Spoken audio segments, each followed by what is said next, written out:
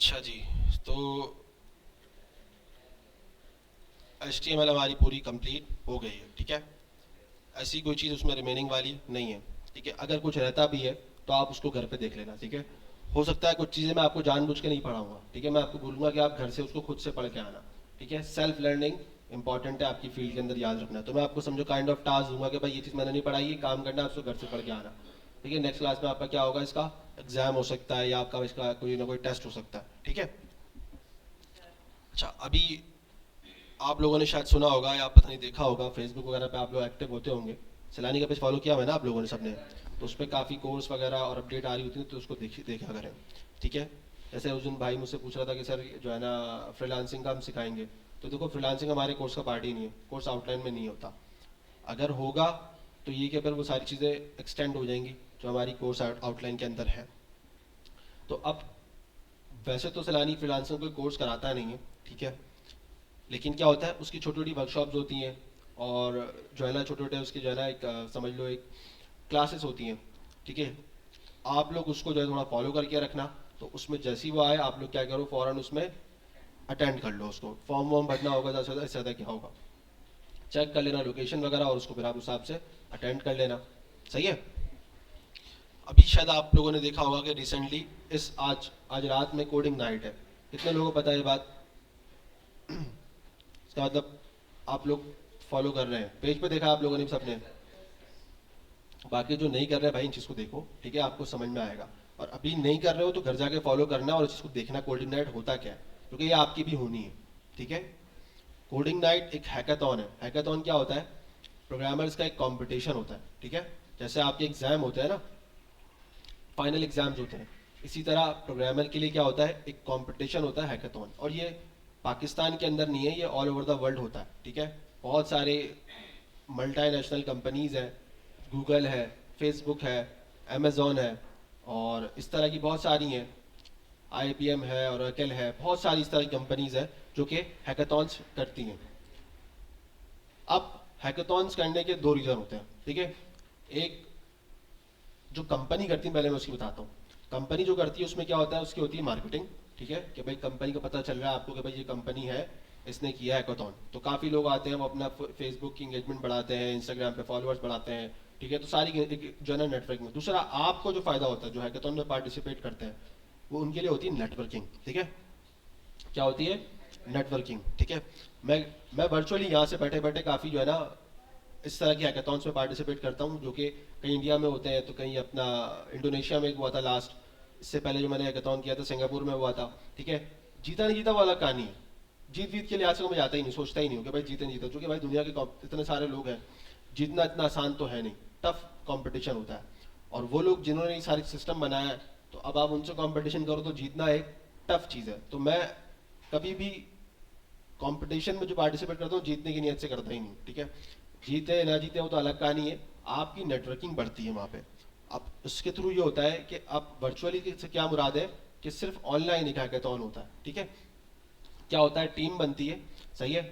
तो या तो आप अपनी टीम ले जा सको उसके अंदर के 4 बंदे टीम लेके आए और उसमें पार्टिसिपेट कर लिया।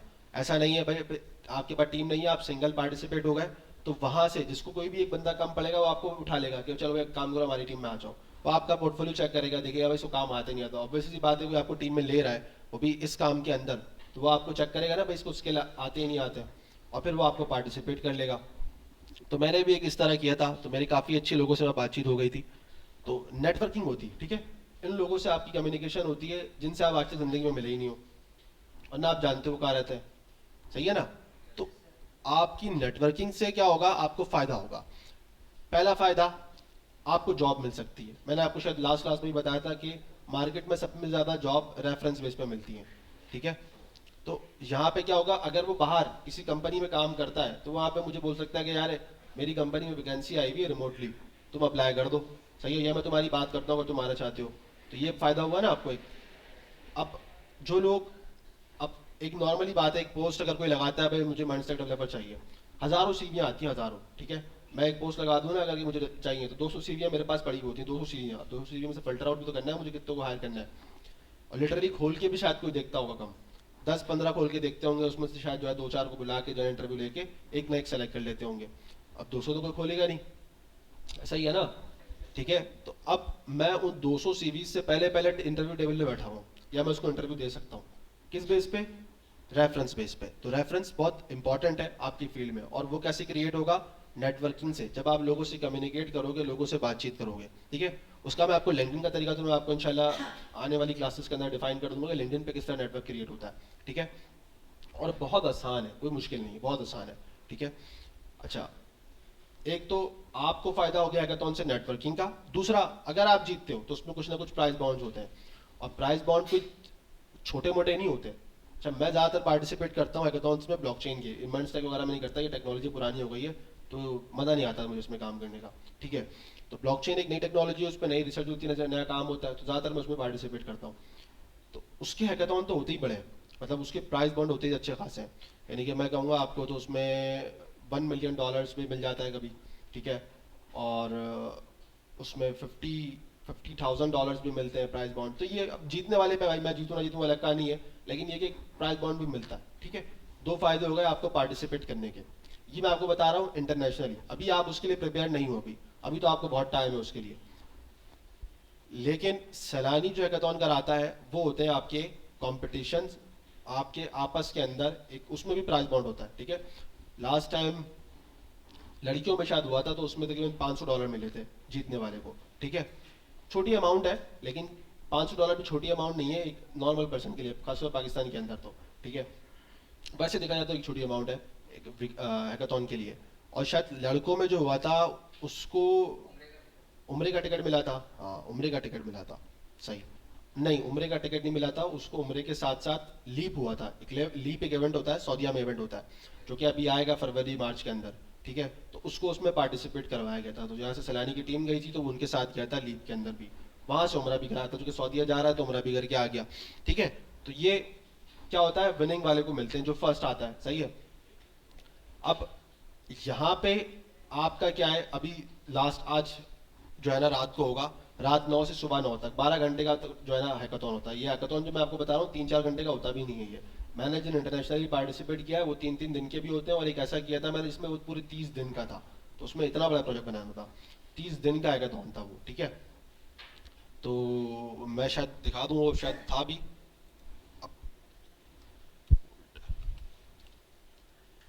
बोल्ड की तरफ से वो हैकाथॉन था, ठीक है।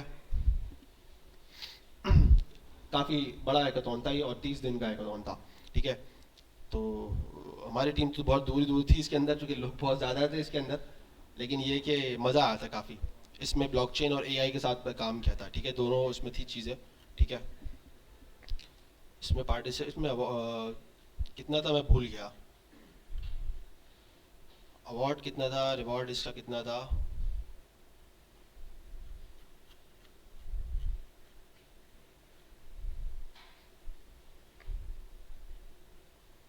ये बड़ी बड़ी कंपनी थी जो इनके साथ जो है ना कम्युनिकेट कर रही थी।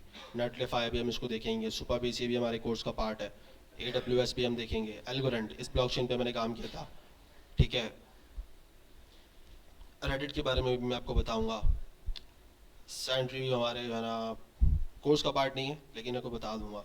तो ये एक बड़ा हैकाथॉन था, लेकिन अब पुराना हो गया, ठीक है, अभी का नहीं है ये जुलाई का आया हुआ है 26, ठीक है। तो तो इसी तरह सैलानी अभी आज रात में होगा हैकाथॉन, ये जैतून अशरफ में होगा। जैतून अशरफ को पता है ना सबको, वहाँ पे होगा, आप लोग देखना फेसबुक पे लाइव आ रहा होगा, अक्सर कुछ वीडियो शेयर होंगी, आप लोग देखना।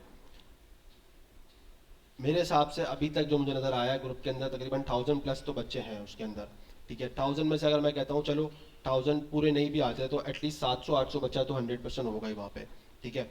तो आप देखना कितने बड़े हैकाथॉन में किस तरह काम होता है, एक मज़ा है, वो एक इन्जॉयमेंट है, ठीक है। हमारे टाइम पे भी हुआ था, लेकिन हमारे टाइम पे थोड़ा डिफरेंट हुआ था, आज थोड़ा सा डिफरेंट होता है। इसमें बैच 12 है, 13 है, 14 है और 15 है, ठीक है, ये 5 बैच है।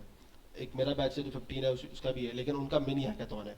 मिनी हैकाथॉन कब होता है? जब आपका HTML CSS जावास्क्रिप्ट और रिएक्ट कंप्लीट हो जाए, उसके बाद आपका होता है मिनी हैकाथॉन। और फिर उसके बाद जब आप पूरा बैकएंड पढ़ लोगे तो फिर उसके बाद होता है आपका फुल हैकाथॉन, जो आपका एक पूरा हैकाथॉन होता है, ठीक है। तो ये दोनों हैकाथॉन वहाँ पे आज होंगे, सही है। तो उसको देखना ज़रूर, ताकि आपको अंडरस्टैंडिंग हो कि वहाँ पे किस तरह काम हो रहा है, किस तरह बच्चे बैठे हुए हैं, क्या कर रहे हैं।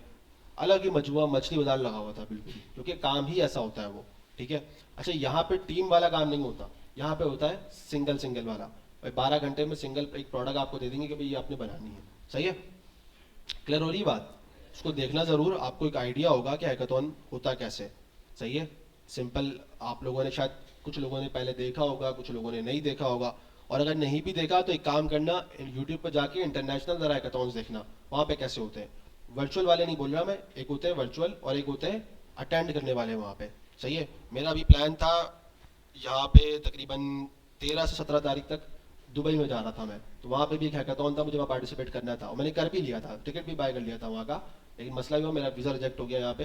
बड़े मसले मसाइल हैं यहाँ पे, तो मैं चला जाता नहीं। तो 13 से 17 तारीख तक वहाँ पे इवेंट था जायटेक्स का, भी बड़ा इवेंट था। खैर, तो ये वाली चीज़ें हैं। ठीक है, तो जितना पार्टिसिपेट करेंगे उतना आपकी नेटवर्किंग बढ़ेगी, आपकी ग्रोथ बढ़ेगी और आपको लर्निंग ज़्यादा होगी। ठीक है। अच्छा, तो नेक्स्ट जी। नहीं नहीं, असाइनमेंट अभी चेक नहीं किया। असाइनमेंट का लास्ट डेट है ना? क्या लिखा हुआ रहा था? Not upload, approve. हाँ, तो अप्रूव नहीं किया ना मैंने अभी, अप्रूव नहीं होगा ना आपका भी। तो आज आखिरी तारीख है ना? बस आराम सबमिट करो, चेक हो जाएंगे इंशाल्लाह, दोनों दोनों आपको रिजल्ट मिल जाएगा। ठीक है, बस सबमिट कर देना प्रॉपर तरीके से। सही है। अच्छा जी, तो HTML हमारी कंप्लीट हो गई है। नेक्स्ट हमारा क्या है? CSS। हमने HTML देखा, हम लोगों ने वेबसाइट पे स्ट्रक्चर बनाया और बहुत सारी चीज़ें हमने बना के डिज़ाइन करके वो देखी भी हम लोगों ने। उसके थ्रू आपको अभी जो लास्ट टास्क दिया था मैंने, फॉर्म वगैरह क्रिएट करे। अब वो दिखने में बड़े अजीब से लग रहे थे, मतलब आप भी बोलो यार क्या है। और HTML थोड़ी सी बोरिंग है, ठीक है, मुझे पता है। मतलब आप ज़्यादा दिन करोगे ना, आप बोर हो जाओगे। अगर जब तक आप इसमें CSS इम्प्लीमेंट नहीं करोगे ना, आपको मज़ा नहीं आएगा। CSS ऐसी चीज़ है जो कि आपका इंटरेस्ट डेवलप करेगा और इस फील्ड के अंदर आहिस्ता आहिस्ता, क्योंकि ये खूबसूरती है, ये डिज़ाइन है। सही है ना? और हम मर्द है वैसी खूबसूरती के पीछे भागते हैं। हाँ, ऐसा ही है ना? अच्छा, तो अब क्या है? Introducing CSS। CSS क्या है? आपकी पूरी वेबसाइट की एक स्टाइलिंग है, पूरी खूबसूरती है, उसको किस तरह डिज़ाइन करना है, सब आपके कंट्रोल के अंदर है। ठीक है। अच्छा, अब आगे चलते हैं। इसके अंदर आप देख सकते हो कि किस तरह हम लोग कलर कर सकते हैं, चेंज कर सकते हैं कलर वगैरह का, किसी भी चीज़ का। ठीक है।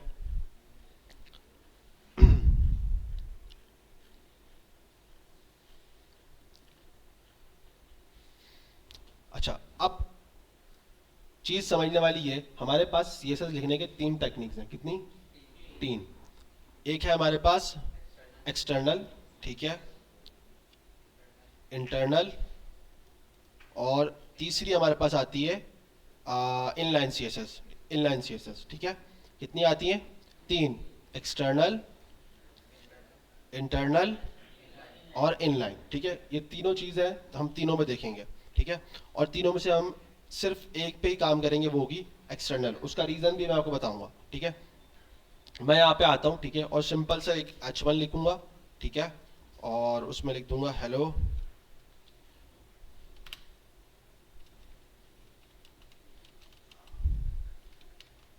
सही है, मैंने एक हेडिंग लिख दी और उसके बाद एक पैराग्राफ लिख दिया,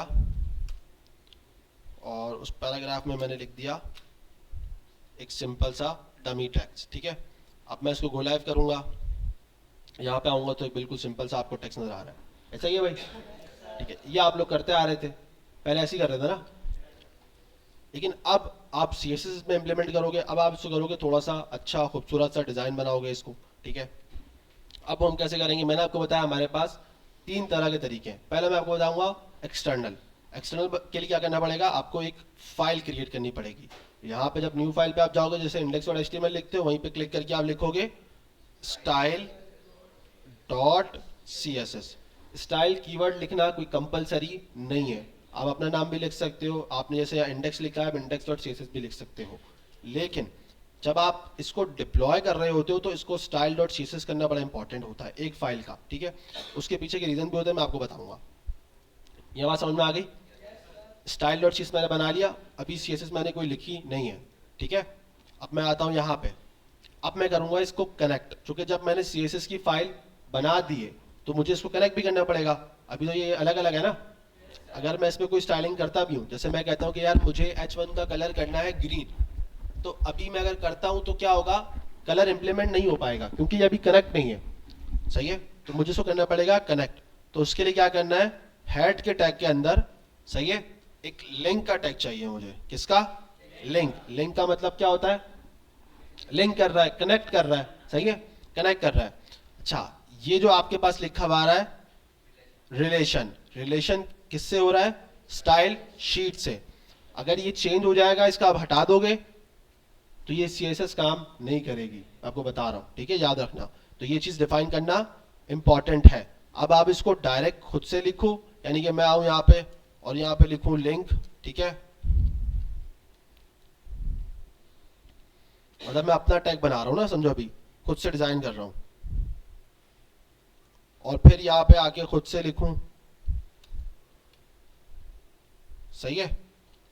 तो ये भी एक तरीका है मेरे पास। दूसरा क्या है, href, ठीक है।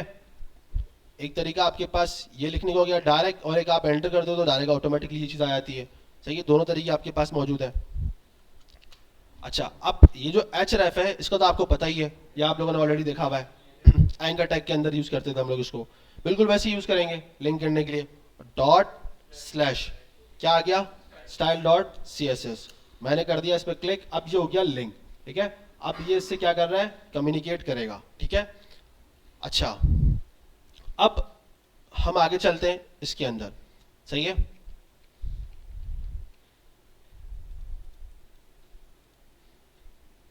लिंक समझ में आ गया, href समझ में आ गया। ये टाइप भी इसमें लोग डिफाइन करते हैं, जरूरत नहीं है आपको, इतना काफी है। रिलेशन भी आपने डिफाइन कर दिया तो काफी है, सही है। जो चीज इंपॉर्टेंट है वो जरूरी है, उसको देख लो बस, बाकी सब चीजों को इग्नोर कर देता है, ठीक है। रिलेशन है ये इससे रिलेशन है, ठीक है। ये आ रहा ना रिलेशनशिप, लिखा हुआ आ रहा है, ये वाला रिलेशनशिप नहीं है जो आप समझ रहे हो, सही है। ये आपस में इनका है, CSS की फाइल का, सही है। अच्छा, अब हमने क्या करना है, इस H1 को चेंज करना है, यानी कि इसके कलर को चेंज करना है। मैं एक मिसाल दे रहा हूं आपको, ठीक है। तो इसको कलर को चेंज करने के लिए मुझे क्या करना पड़ेगा, मैं आऊंगा स्टाइल डॉट CSS के अंदर, ठीक है। अब मैं इसको करूंगा टारगेट, क्या करूंगा, टारगेट। अब टारगेट करने के हमारे पास मल्टीपल तरीके हैं, ठीक है। अच्छा, लेकिन मैं अभी यहाँ पे यूज करूंगा एक बिल्कुल सिंपल तरीका जो कि थोड़ा डिफरेंट भी होगा, सही है। जैसे मैं लिखूंगा H1, ठीक है, H1 आ गया।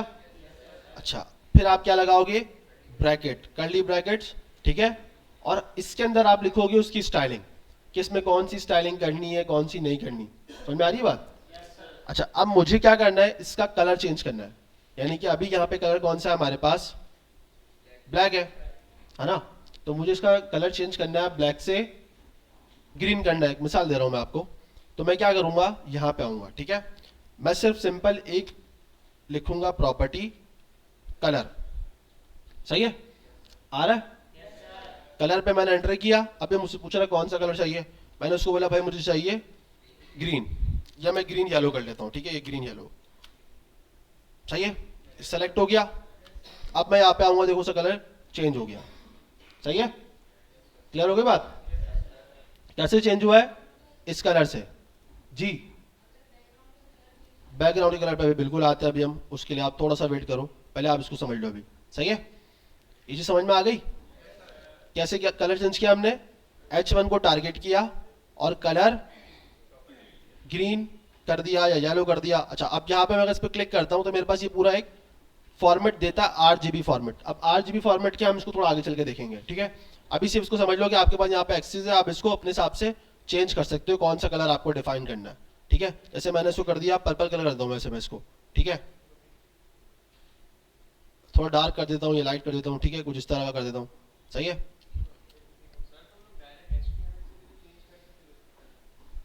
आ रहा हूँ, दोनों चीजों पे आ रहा हूँ, अभी दोनों चीजों पे आ रहा हूँ। तो अभी तक हम लोगों ने देखा क्या है, एक्सटर्नल CSS, सही है। ये आपकी एक्सटर्नल CSS है, आपने क्या करना है, एक index.html की फाइल है और एक आपने css.style की फाइल बनानी है, और स्टाइलिंग सारी आपने उस पर लिखनी है। लेकिन ये चीज मत भूलना, और ये अक्सर बच्चे करते हैं, मैंने देखा है, ठीक है। उनकी सीएसएस नहीं चल रही सर, सीएसएस नहीं चल रही सर। अच्छा भाई, देखा तो माशाल्लाह लिंक ही नहीं करी उन्होंने। तो ये चीज़ इंपॉर्टेंट है कि आप उसको लिंक जरूर करना। जब तक आप उसको style dot C S S से लिंक नहीं करोगे, कम्युनिकेट नहीं कर पाओगे, उसका आपस में कम्युनिकेशन नहीं हो सकेगी, तो ये कभी भी आपके पास स्टाइलिंग इंप्लीमेंट नहीं होगी। जैसे मैं आपको यहाँ पे आता हूँ, ठीक है, और मैं इस चीज़ को यहाँ से हटा देता हूँ, ठीक है, मैंने हटा दिया। अब मैं यहाँ पे आऊंगा तो आप देखो यहाँ पे क्या आ रहा है, हट गया, यानी कि सीएसएस अब इसमें इंप्लीमेंट हुई नहीं है। अब जैसे ही वापस आता है इसके अंदर, आप देखोगे तो आ जाएगा, ठीक है। तो सीएसएस चलाने के लिए, दिखाने के लिए आपको क्या करना पड़ेगा, इसको लिंक जरूर करना पड़ेगा सीएसएस की फाइल को। क्लियर है? ये आपके पास हो गई एक्सटर्नल सीएसएस। यहां तक क्लियर हो गई बात? अच्छा, अब नेक्स्ट मैंने आपको कौन सी बताई, इंटरनल, ठीक है। एक्सटर्नल का मतलब क्या होता है, बाहर, बाहर से, सही है। एक्सटर्नल का मतलब क्या होता है, बाहर से, यानी कि मैं कहीं सही, मतलब बाहर से मैं आपको कहता हूँ यार एक काम करो, कोई बाहर से कुछ लेके आ जाओ, ठीक है। तो ये आपकी मैं एक बात कर रहा हूँ एक्सटर्नल वे में, यार किसी जो है ना पर्सन से जो है ना आप लेके आ जाओ बाहर से, तो वो क्या हुआ, एक्सटर्नल हो गया।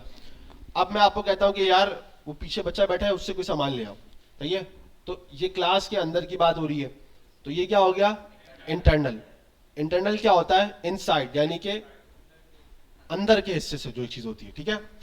तो अभी हमने देखा एक्सटर्नल सीएसएस, और दूसरा हमारे पास है इंटरनल। इंटरनल लिखने का तरीका क्या है, हेड के अंदर ही आपने लिखना है। हेड के अंदर क्या लिखना है, स्टाइल का टैग यूज करना है। अभी हम लोग स्टाइल की फाइल बना रहे थे, यहाँ पे स्टाइल का टैग यूज करना है, सही है। मैंने स्टाइल लिखा है, ऑटोमेटिकली मुझे यहाँ पे दिखा रहा है कि भाई यहाँ पे क्या आ रहा है, टैग आ रहा है यहाँ पे, सही है। और यहाँ पे ये आपको जो है ना टूल बना के बता रहा है कि भाई यहाँ पे कोई ना कोई टैग है। मैंने एंटर करा, मेरे पास स्टाइल का टैग आ गया, सही है। अच्छा, अब इसके लिए आपको लिंक की जरूरत नहीं है, सही है। मैंने आपको कहा कि भाई फर्ज करो एक बात है,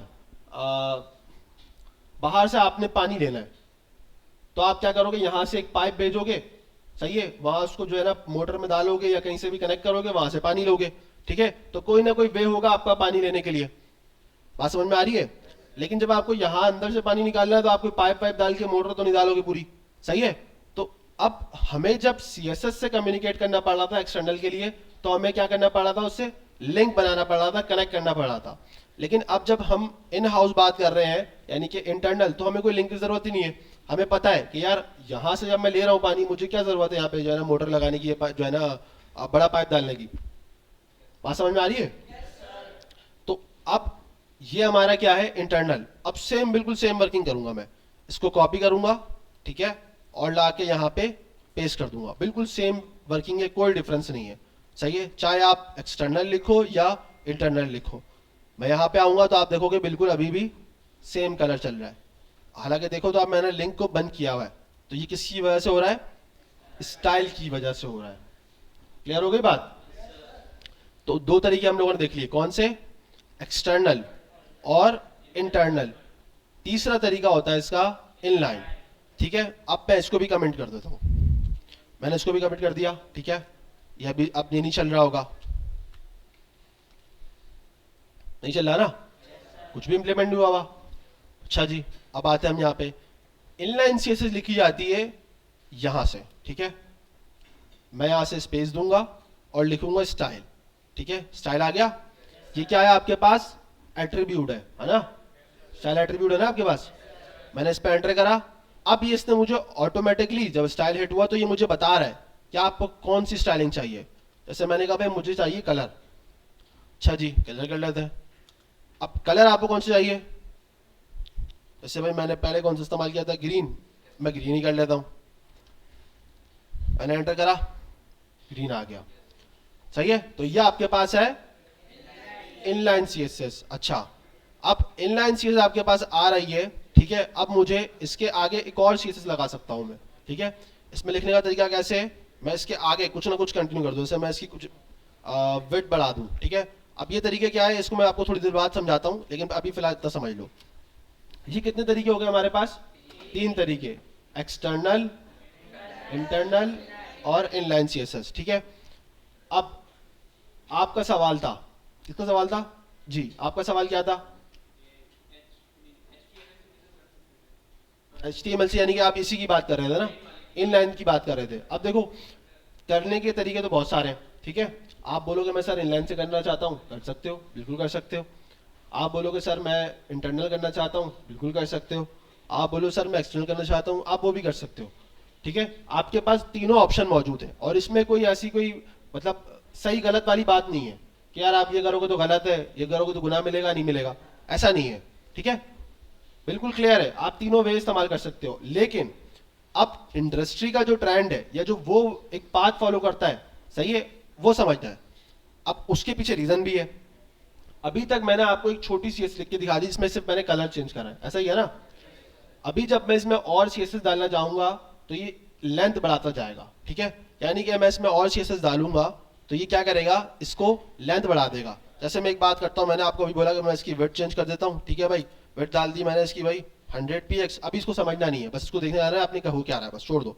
मैंने इसमें ऐसे वर्ड ब्रेक कर दिए, ठीक है, ब्रेक ऑल कर दिया, मतलब डालता जा रहा हूँ अभी ऐसी एंड मेंशन, ठीक है। और मैंने इसका एक जो है बैकग्राउंड कलर चेंज कर दिया, ठीक है, कुछ ना कुछ।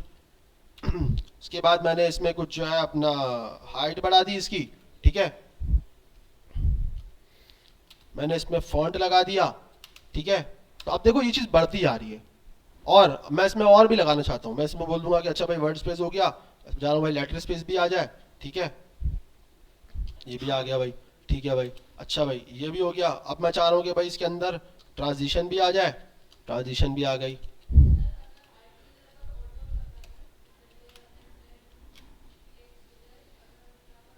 ये देखो जो भी सवाल कर रहा है खड़ा हो जाए, मुझे तो पता भी नहीं चला सवाल कौन कर रहा है।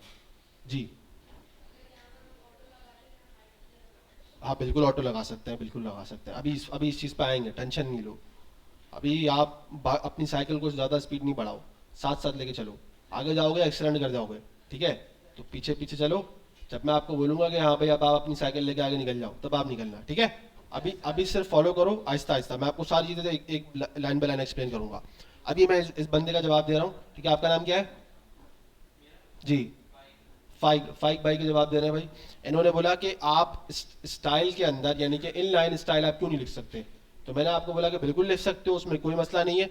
लेकिन जो मसला है जो कि जी कुछ कह रहे हैं? अच्छा, तो अब इसमें जो मसला है वो मसला ये है कि हम लोग नॉर्मली स्टाइलिंग एक प्रॉपर्टी पे नहीं लिखते हैं।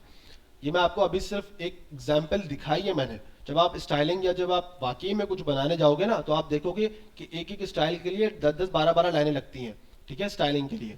मतलब यानी कि एक से ज़्यादा प्रॉपर्टीज लगती है। मैक्सिमम मैं आपको बताऊं ना तो 100 भी लग जाती हैं और मैंने ऐसे भी लगाई हैं, ठीक है, इसलिए बता रहा हूँ मैं आपको। अब अगर आप सोचो मैं अगर सारा काम स्टाइल टैग में कर दूं, ठीक है, तो ये हो जाएगी एक खिचपिच, कचरा कर रहा है ये, आपका HTML का पार्ट खराब कर रहा है ये, ठीक है। इसीलिए इसको लोग ज्यादा प्रेफर नहीं करते। इसको प्रेफर तब करते हैं जब आपके पास एक या दो स्टाइलिंग वाला काम हो। यानी कि मुझे सिर्फ कलर चेंज करना है, चलो भाई एक काम करते हैं स्टाइल टैग यूज कर लेते हैं इनलाइन वाला। समझ में आ रही है बात? तो ये आपके पास तब इस्तेमाल होता है। क्लियर हो गई बात? अभी मैं आपको दिखाऊं तो ये अजीब सा लग रहा होगा, ठीक है। क्योंकि मैंने बहुत कुछ उल्टा उल्टा पुल्टा शब्द डाल दिया, इस वजह से वो खराब हो गया।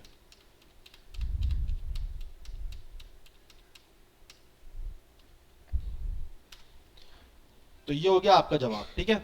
अच्छा अब आप बोलोगे सर इस स्टाइल टैग को भी हम यूज कर सकते हैं, बिल्कुल कर सकते हो, करने वाले इसको भी करते हैं। अब इसमें भी एक मसला है। इसका मसला यह है कि देखो स्टाइलिंग आपने शायद नॉर्मली देखी हो या नहीं देखी हो, मैं आपको थोड़ा सा एक ओवरव्यू दे देता हूं, ठीक है।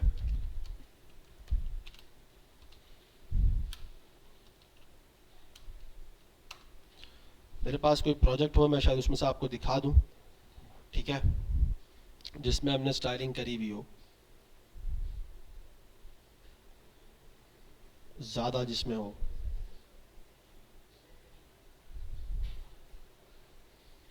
और इसमें पता नहीं है कि नहीं, देख लेते हैं।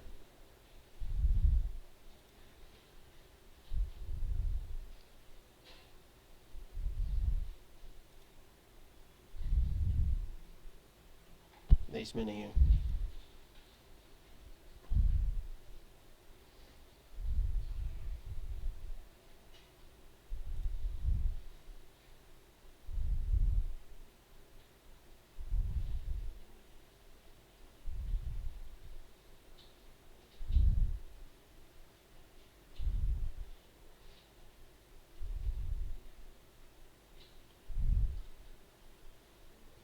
इसमें शायद हो।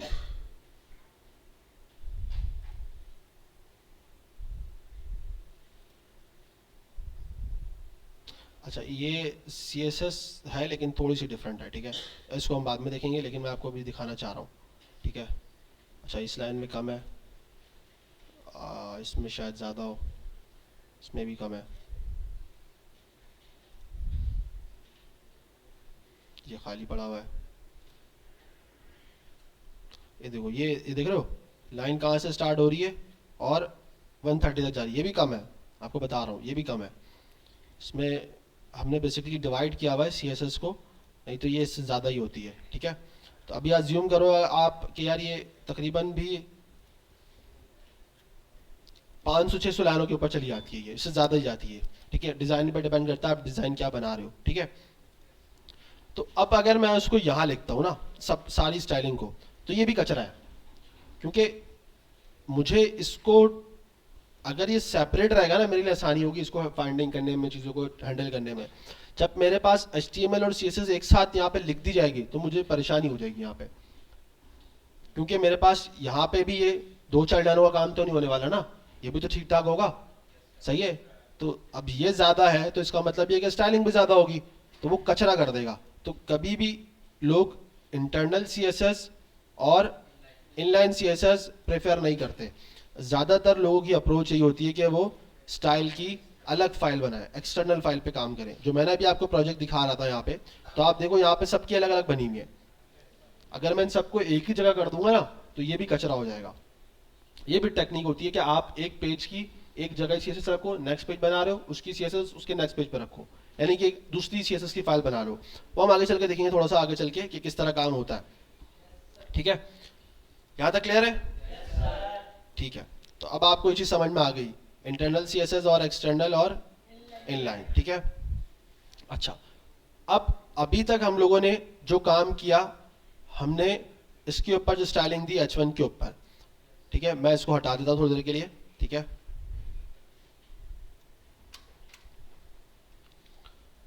और इसको मैं यहाँ से लिंक को कनेक्ट कर देता हूँ ताकि ये स्टाइलिंग इस पे इम्प्लीमेंट हो जाए।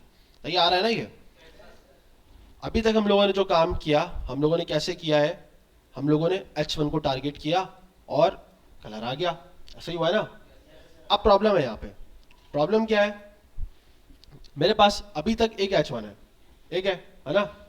मैं काम करता हूँ उसमें 3 क्रिएट कर लेता हूँ, ठीक है। एक मैंने कर दिया भाई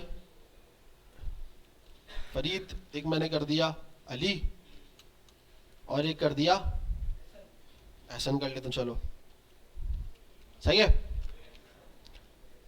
स्पेलिंग सही लिखा ना मैंने, स्पेलिंग सही है ना। देखो मेरी इंग्लिश बहुत ख़राब है तो ज़रा उसको ज़रा एडजस्ट कर लेना। अच्छा, तो ये 3 क्या हो गया, 3 H1 मैंने बना दिए। मैं आपको एग्जाम्पल दे रहा हूँ, वैसे बनाना तो एक जो है ना एक होता है, लेकिन मैं आपको एग्जाम्पल दे रहा हूँ, ठीक है। तो 3 जो है ना H1 मैंने बना दिए, और तीनों का आप देखो तो सेम कलर आ रहा है, आ रहा है नहीं आ रहा। अब मसला है ये, मसला ये है कि मैं चाह रहा हूं कि भाई नहीं, तीनों का सेम ना है, सबका डिफरेंट है, सही है ना। अगर तीनों का सेम करना है, अभी 3 नहीं है, अभी मैं अगर इसको 4-5 बढ़ाता जाऊंगा, ये सब पे इम्प्लीमेंट होता जा जाएगा। उसका रीजन ये है कि मैं दोबारा आपको आता हूं CSS पे। CSS पे मैंने टारगेट किया हुआ है H1 की बेस पे। अब मैं जितने भी H1 बनाऊंगा अपनी पूरी वेबसाइट के ऊपर, ठीक है, इस पेज के अंदर जहां मैंने इस CSS को लिंक किया हुआ है, ये चीज याद रखना, इस CSS के लिंक की बेस पे जितने भी मैंने H1 बनाए हैं, उन सब पे ये कलर इंप्लीमेंट हो जाएगा। ये बात समझ में आ गई? पीछे भाई बात समझ में आ रही है? क्या बोला मैंने अभी? कौन बोला, जरा खड़े होकर तो बताओ। जी जी,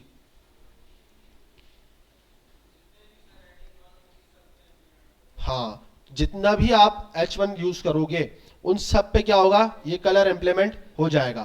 तो ये हो गया एक हमारे पास टारगेट करने का फर्स्ट तरीका, ठीक है। बस समझ में आ गई? अच्छा, अब मैंने आपको HTML के अंदर 2 तरीके और पढ़ाए थे, एक ID एट्रीब्यूट पढ़ाया था और क्लास एट्रीब्यूट, ठीक है, पढ़ाया था ना। अच्छा, अब मैं आपको समझाता हूं यहाँ पे, जो मैंने आपको कहा था कि ID एट्रीब्यूट क्यों इंपॉर्टेंट है। मैं इसमें दूंगा ID, आईडी दूंगा यहां पे, सही है, सबको दे देता हूं मैं आईडी। आईडी हेडिंग 1 कर देता हूं, ठीक है, और इन सबको कर दूंगा चेंज 2 और 3, ठीक है। अब जब मैं इन सबको डिफरेंट आईडी दूंगा तो इन सब की डिफरेंट चीजें होंगी, ठीक है। अब मैं आपको बताता हूं कैसे। पहले मैं टारगेट करूंगा हेडिंग 1 को, यहां पे लाऊंगा। अब हमने अभी देखा कि हमने H1 लिखा तो H1 आ गया और उस पर CSS भी लगी। अब आईडी को टारगेट करने के लिए क्या यूज करना पड़ेगा? आपको यूज करना पड़ेगा हैश, सही है, हैश यूज करना पड़ेगा। और आप बता दोगे डिफाइन आईडी का नाम। आईडी का नाम क्या है मेरी? हेडिंग 1, ठीक है। उसके बाद कर्ली ब्रैकेट्स, ये मेरे पास आईडी टारगेट हो गई है।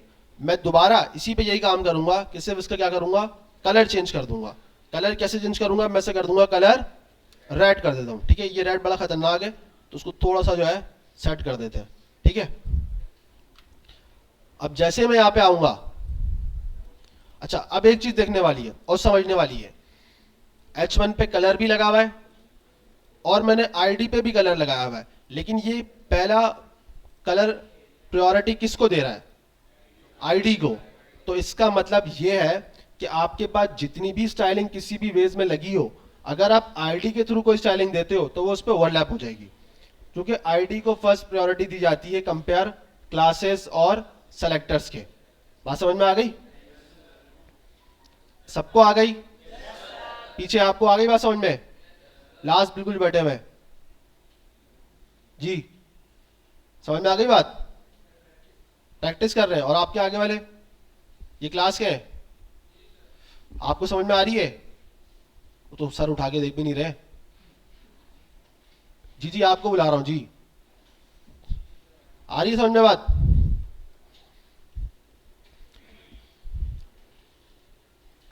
H1 पे भी हमारे पास कलर लगा हुआ है और आईडी पे भी, लेकिन कलर कौन सा आया है? आईडी वाला। आईडी को फर्स्ट प्रायोरिटी पे जरा रखा जाता है, ठीक है। ये बात समझ में आ गई? अब नेक्स्ट मेरे पास हेडिंग है, हेडिंग 2। मैं इसको टारगेट करूंगा और वैसे लिखूंगा, क्या क्या लगाऊंगा? हैश आईडी 2 कलर, इसको मैं कर देता हूं येलो, ठीक है जी। बिल्कुल जरूरी है, क्योंकि आईडी को टारगेट करने के लिए आपको हैश लगाना पड़ेगा। CSS को तभी पता चलेगा ये आईडी है जब आप इस पर आगे हैश लगाओगे। देखो ये बता रहा है एलिमेंट आईडी, यहां पे आओ, एलिमेंट आईडी, यहां पे आओ H1। इसको तभी पता चलेगा जब आप हैश लगाओगे, अदरवाइज ये काम नहीं करेगा। मैं आपको बता दूं, ये चीज याद रखना। H1 एक एलिमेंट है मेरे पास, ये एलिमेंट नहीं है। मैं यहाँ आईडी की बेस पे टारगेट कर रहा हूं। जब मैं एलिमेंट की बेस पे टारगेट करूंगा तो मुझे किसी भी हैश की या किसी और स्पेशल कैरेक्टर की नीड नहीं होगी। जब मैं डायरेक्ट अगर टारगेट करता हूं किसी भी एलिमेंट को, इसके ये सिर्फ H1 नहीं है, मैं अगर टारगेट करता हूं यहाँ पे H3 को तो मैं डायरेक्ट टारगेट कर सकता हूँ। H3 के अलावा मैं यहाँ पे बॉडी को भी डायरेक्ट टारगेट कर सकता हूँ, ठीक है। तो जो एलिमेंट है ना उसको आप डायरेक्ट टारगेट कर सकते हो, यानी कि आपको उसमें कोई हैश वगैरह की या किसी चीज की जरूरत नहीं है। क्लियर हो गई बात? अब मैंने हेडिंग 2 पे क्या लगा दिया? एक कलर। मैं यहां पे आऊंगा तो देखो यहां पे भी इंप्लीमेंट हो गया है, ठीक है। नेक्स्ट आते हैं हेडिंग 3। हेडिंग 3 पे मैंने क्या कर दिया? हैश लगाया वापस से और इसका कलर कर दिया ब्लू कर देता हूं मैं।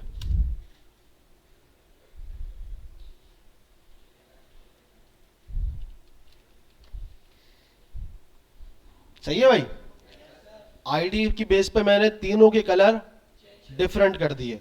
तो जो मैंने आपको बात बताई थी कि आप आईडी को कब यूज कर सकते हो? सिर्फ यूनिकनेस के लिए, जहां मुझे यूनिकनेस यूज करनी है। अब यहां पे मुझे तीनों में यूनिकनेस चाहिए थी, सबका तीनों कलर डिफरेंट चाहिए था, तो मैंने क्या यूज किया? आईडी। अब अगर मैं आपको बोलता हूं कि मैं चाह रहा हूं कि यार कलर तो तीनों का यही रहे, लेकिन इनके बैकग्राउंड कलर सबका सेम होना चाहिए। मेरी बात समझ में आ रही है? मैं कह रहा हूं कि जो मेरी H1 हेडिंग है, सही है, उसका कलर यही रहे जो मैंने अभी डिफाइन किया हुआ है, लेकिन उसका बैकग्राउंड कलर सेम होना चाहिए। ये बात समझ में आ रही है नहीं आ रही? सबको आ रही है? दोबारा रिपीट कर देता हूं। अभी हम लोगों ने आईडी यूज करी है और मैं चाह रहा हूं कि जो जो कलर अभी इसमें इंप्लीमेंट करे हुए वो तो रहे, वो उनको कुछ ना चेंज करो, जिस तरह के बिल्कुल वैसी के वैसी डिफरेंट रहे। लेकिन जो मैं इनको बैकग्राउंड कलर अभी दूंगा, इनके बैकग्राउंड पे कलर दूंगा, वो कलर हमेशा सेम रहे, मतलब यानी कि तीनों के सेम होने चाहिए, वो डिफरेंट नहीं होने चाहिए। तो मैं यहाँ क्या यूज करूंगा? क्लास। मैं यूज करूंगा क्लास। आईडी और क्लास एक साथ इस्तेमाल हो सकता है, याद रखना, ठीक है। मैं यहां दूंगा क्लास।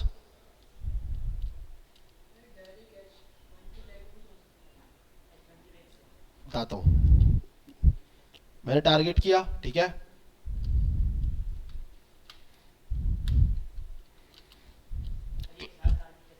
एक साथ टारगेट कैसे करते हैं बता देता हूं मैं। आपने इसको सेलेक्ट करना है, सही है, सेलेक्ट हो गया ये। उसके बाद कंट्रोल डी, ये कंट्रोल डी से क्या करेगा, अब ये जब आपने सेलेक्ट करें तो जो जो सिमिलर है, बिल्कुल सेम, जैसे नीचे हमारे पास दो अभी आ रहे हैं सिमिलर, जब आप कंट्रोल डी करोगे तो नीचे वाला सेलेक्ट करेगा, दोबारा करोगे तो उसके नीचे सेलेक्ट करेगा, तो ये क्या कर लेगा, सेलेक्ट कर लेगा तीनों को एक साथ, ठीक है। कंट्रोल डी, सही है। अच्छा, अब मैं इसमें क्लास दूंगा हेडिंग, सिर्फ सिंपल हेडिंग दूंगा, ठीक है, ना 1 ना 2 ना 3, कुछ नहीं, सिर्फ हेडिंग, सही है। अब मैं इसको करूंगा कॉपी और डालूंगा इसमें सीएसएस, ठीक है। मैं चाह रहा हूं कि मैं इसको थोड़ा सा पहले लिख लूं डायरेक्ट, क्योंकि ये एक ही है तो मैं इसको ऊपर लिख रहा हूं इनसे पहले, ठीक है। अच्छा, अभी हम लोगों ने जब आईडी को टारगेट किया तो हमने क्या यूज किया था, हैश। अब जब हम क्लास को टारगेट करेंगे तो हम क्या यूज करेंगे, डॉट। क्या यूज करेंगे, डॉट। मैंने डॉट डाला और अब क्लास का नेम, क्लास का नेम क्या है, हेडिंग। हेडिंग लिखा, कर्ली ब्रैकेट्स, सही है। अब मैंने आपको क्या बताया, मैं क्या चेंज करूंगा, बैकग्राउंड कलर। मैंने लिखा बैकग्राउंड कलर, सही है, बीजी, यानी कि बैकग्राउंड कलर मेरे पास यहाँ पे आ रहा है, आ रहा है। ये दो प्रॉपर्टीज भी आप समझते जा रहे हो आहिस्ता आहिस्ता, एक हो गई कलर, दूसरी क्या है, बैकग्राउंड कलर, सीएसएस की। अब मैं इसमें देना चाहता हूं कलर, ठीक है। जैसे मैं इसमें देना चाह रहा हूं कलर ब्लैक, ठीक है। मैंने जैसे ही एंटर किया, यहां पे आया, बूम, समझ में आई बात। क्लास मैंने किसके लिए इस्तेमाल किया, तीनों पे जब मुझे सेम चीज देनी थी। मैंने आपको बताया था क्लास का यूज केस मल्टीपल चीजों के लिए इस्तेमाल हो सकता है, मतलब यानी कि मैं एक साथ 3 लोगों को, 4 लोगों को या 5 लोगों को क्लास इंप्लीमेंट करके दे सकता हूं, लेकिन आईडी सिर्फ स्पेसिफिक एक ही चीज के लिए होनी चाहिए। ये पीछे क्या मोबाइल यूज इस्तेमाल हो रहा है भाई, मोबाइल को जरा बंद रख लो, इसको समझ लो, ठीक है। समझ में आ गई कहानी, सबको क्लियर हो गई।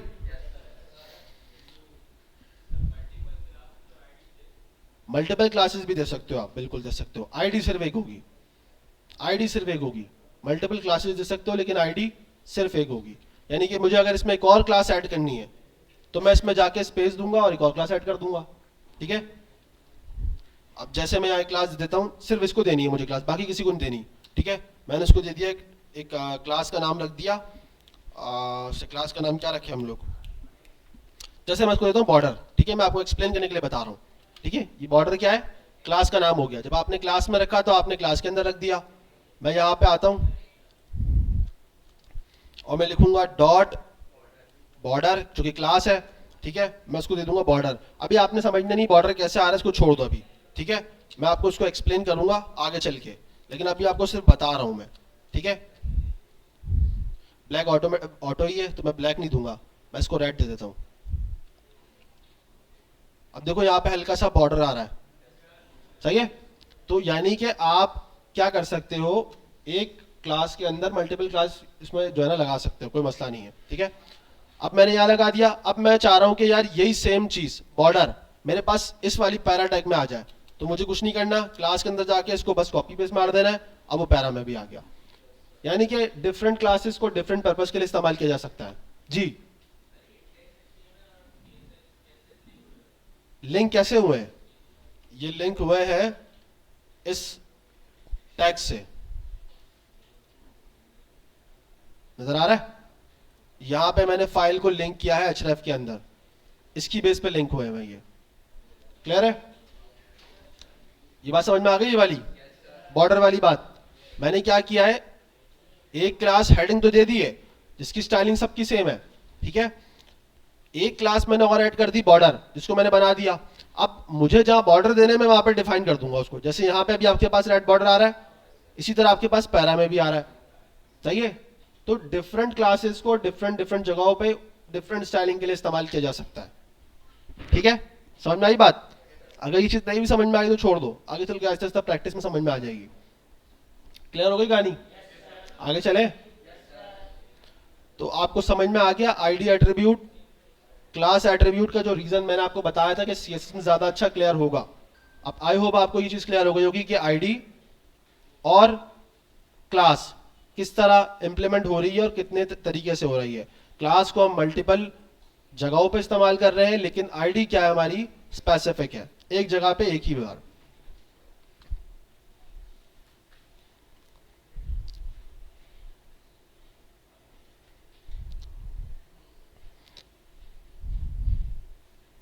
अच्छा जी, CSS रूल्स हैं ये तो कास्केडिंग है, ठीक है। इनहेरिटेंस को भी छोड़ देते हैं हम।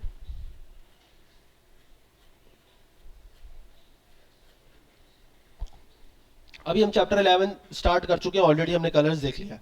अब हम थोड़ा कलर के बारे में थोड़ा सा देखेंगे डीप डाइव, कि कलर्स होते क्या है, किस तरह सारी चीजें हैं। कलर का बहुत इंपॉर्टेंट रोल है, ये बात तो आपको पता ही है, सही है।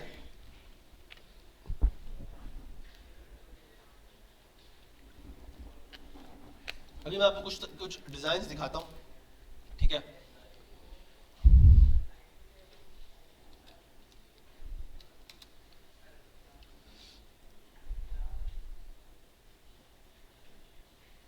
सबको नजर आ रहा है ये? सही वेबसाइट है ड्रिबल, और इसके अलावा भी बहुत सारी होती हैं, ठीक है। यहाँ पे बहुत अच्छे अच्छे डिजाइन होते हैं, ठीक है, बने हुए होते हैं। ये डिजाइन बना हुआ है, ये डिजाइन बना हुआ है।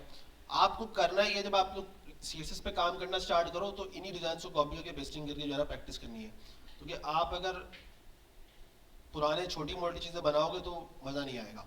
इन डिजाइन की वैल्यूज है, और ये मॉडर्न दौर है आज का, तो इन चीजों की ज्यादा डिमांड होती है। तो मैं आपको टास्क दूं, बोलूँ यार इस तरह का डिजाइन बनाना है, तो आपकी हालत खराब नहीं होनी चाहिए, आपने बनाना पड़ेगा।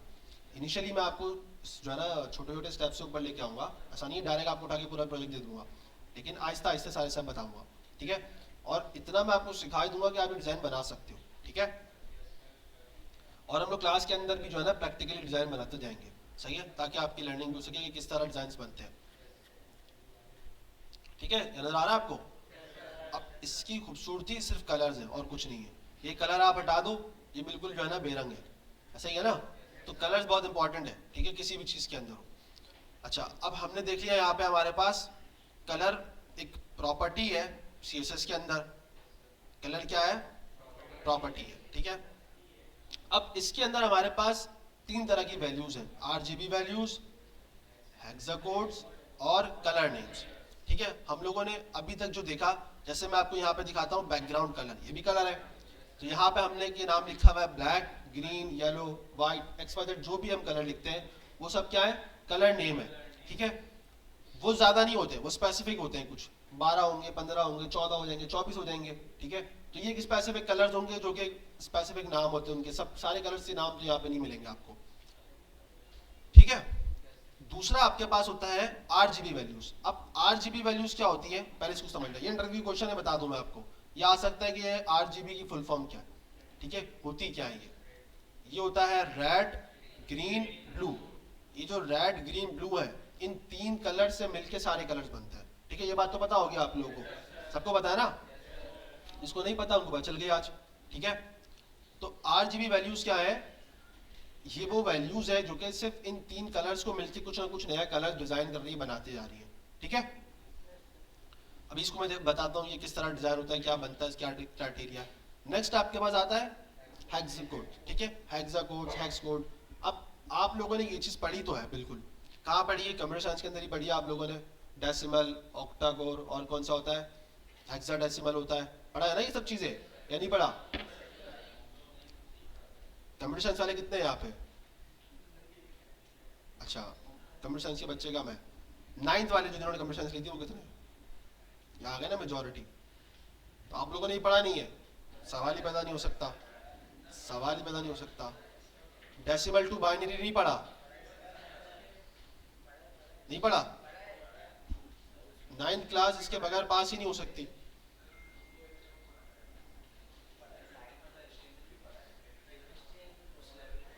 वो चलो लेवल की बात अलग है, लेकिन एक आपको ये तो पढ़ा होगा ना आप लोगों ने, decimal to binary, binary to decimal, सही है। और क्या होता है, ऑक्टा होता है, हेक्सा होता है, ये सारी चीजें होती है, ठीक है। अब मैं आपको ये तो नहीं पढ़ा सकता यहाँ बैठ के, लेकिन मैं आपको बताना चाह रहा हूँ कि आप लोग 9 में तो ये चीज पढ़ के आए हुए हैं। अब जिन्होंने नहीं पढ़ा, मुझे हैरत हो रही है इसलिए क्योंकि इसके बगैर तो पेपर ही नहीं होता 9 का, ठीक है। ये तो एग्जाम्स का पार्ट है,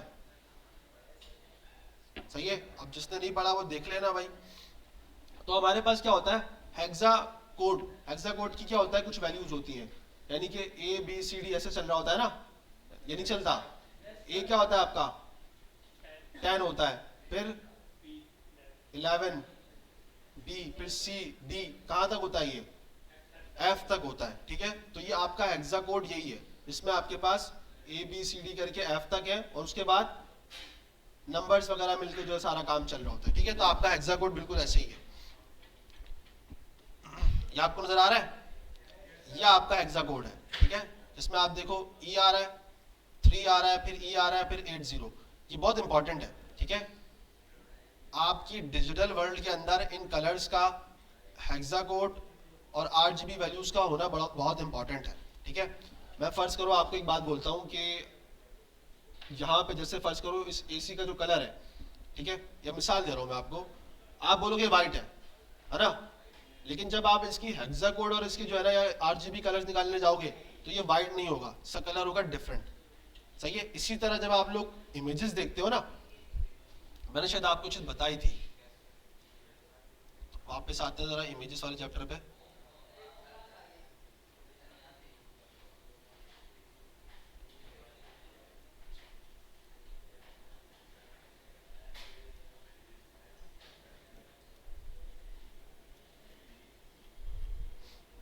ये चीज दिखाई थी ना मैंने।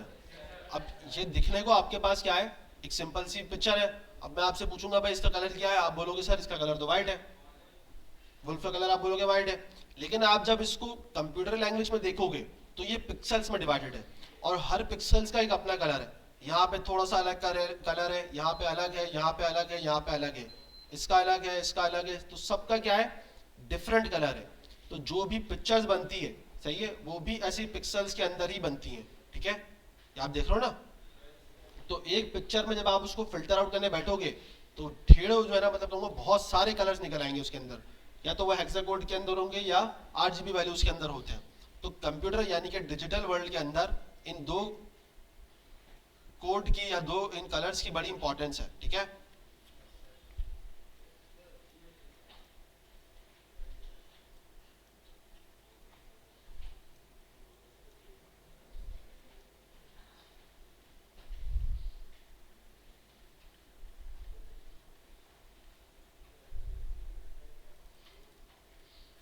अच्छा जी, तो यहाँ पे थे हम लोग colours, RGB values, hexa codes, ठीक है, कलर नेम्स, सही है भाई।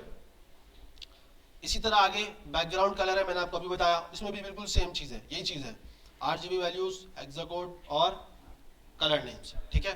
तो इन सब में ये चीजें बिल्कुल सिमिलर है। अब नीचे आते हैं, कलर बता रहा है आपको, रेड, ग्रीन, ब्लू, ये वो आरजीबी कलर्स है, जिससे मिलके मल्टीपल कलर्स डिजाइन हो रहे हैं, ठीक है। ये आपके पास नजर आ रहा है, ये पूरा बॉक्स आपके पास आता है, इसके अंदर एक एक पॉइंट पे डिफरेंट कलर है और सबकी डिफरेंट वैल्यूज हैं, सही है। उसका रीजन यही है कि ये आरजीबी वैल्यूज के अंदर ये कलर आइडेंटिफाई करता है किसी भी चीज को। अच्छा, अब मैं आपको बोलता हूँ कि यार एक काम करो, इस पैकेट का ना कलर बताओ, आप बोलोगे यार ये कौन सा कलर है, लेकिन ये पर्पल कलर है ही नहीं। आप जब इसका कलर कोड निकालोगे तो ये निकलेगा कुछ और ही कलर, इसमें कलर मल्टीपल मिक्स हुआ है, समझ में आ रही है बात। तो कलर कभी भी जो है ना आप एक नाम से आइडेंटिफाई नहीं कर सकते, खासतौर पर डिजिटली, ठीक है। किसी भी चीज में कलर हो, आप इसको देख के बोलोगे सर ये तो ऑरेंज है, सही है, लेकिन जब आप उसका कलर कोड निकालोगे डिफरेंट निकलेगा। कलर कोड निकालने का तरीका भी आसान है, यहाँ पे आपके पास एक्सटेंशन होती है कलर जिला, सही है। आप क्रोम एक्सटेंशन पे जाओगे, क्रोम वेब स्टोर,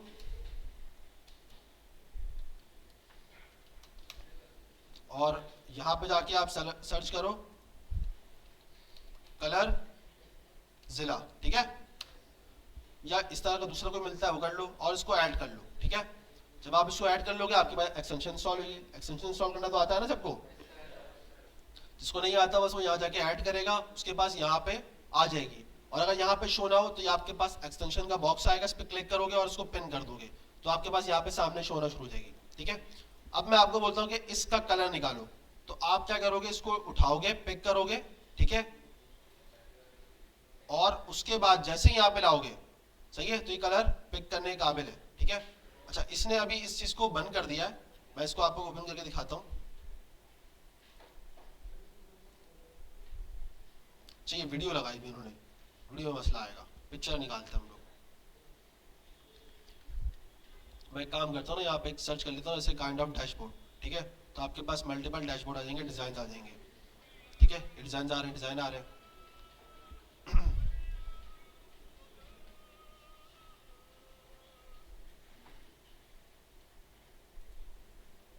भी वीडियो है,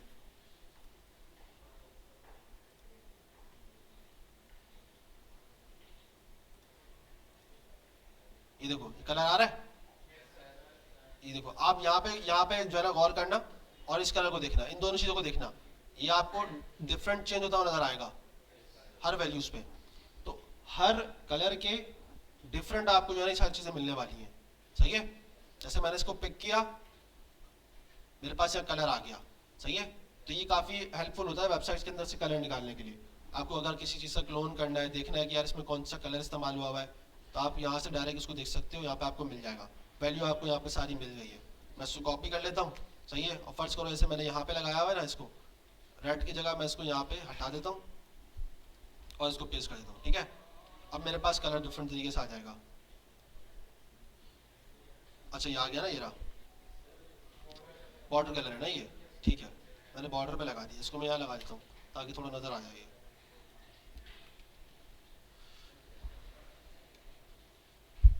देखा, अब ये कलर आपको याद करने की जरूरत नहीं है, इसी तरह कलर पिकर वगैरह से आप जो है ना इजीली इसको ढूंढ सकते हो।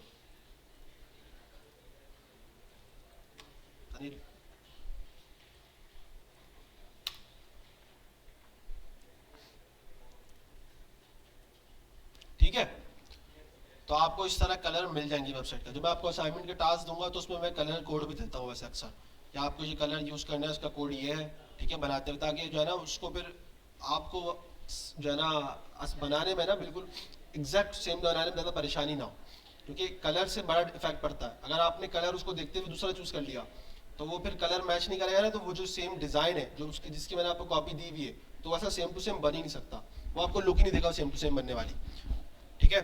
और आप जब डिजाइनिंग कर रहे हो तो आप इंडस्ट्री की बात की जाती है तो एक टर्मिनोलॉजी इस्तेमाल होती है पिक्सल परफेक्ट, ठीक है। आपको कोड दिया जाएगा और आपको बोला जाएगा इसको पिक्सल परफेक्ट बना दो। तो पिक्सल परफेक्ट का मतलब ये होता है कि जैसा डिजाइन उन्होंने दिया है ना बिल्कुल सेम टू सेम वैसा होना चाहिए, 19-20 भी ऊपर नहीं होना चाहिए। समझ में आ रही बात? यार ये पीछे कौन बातें कर रहा है, किसको मसला है, क्या भेज रहे हैं, कौन है ये?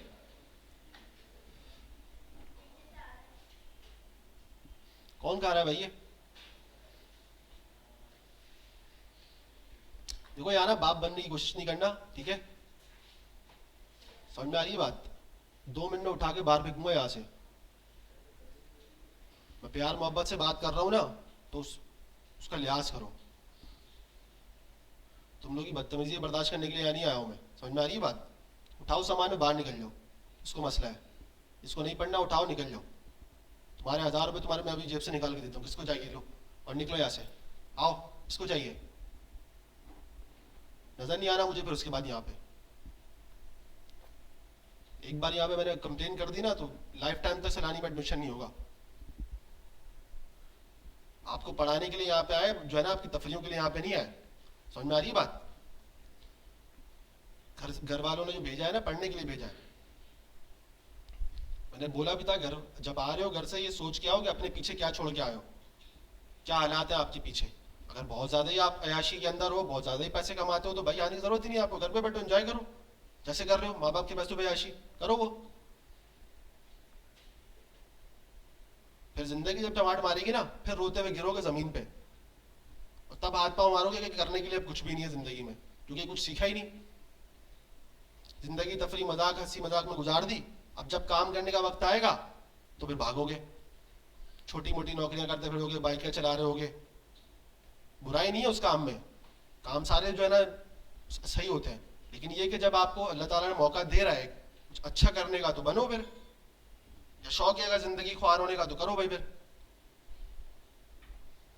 तो अब मुझे ना इस तरह की हरकत नहीं चाहिए, जब क्लास में आओ ना बिल्कुल तमीज से बैठो, प्रोफेशनलिज्म लेके आओ। आप लोग यहाँ पे अभी यूनिवर्सिटीज में जाओगे, वहां पे क्या इस तरह की हरकतें करोगे? 2 मिनट में उठा के बाहर फेंक देंगे, वो पैसे अलग रख लेंगे, वो भाई लाख रुपए फीस भरी ना, निकल घर जा।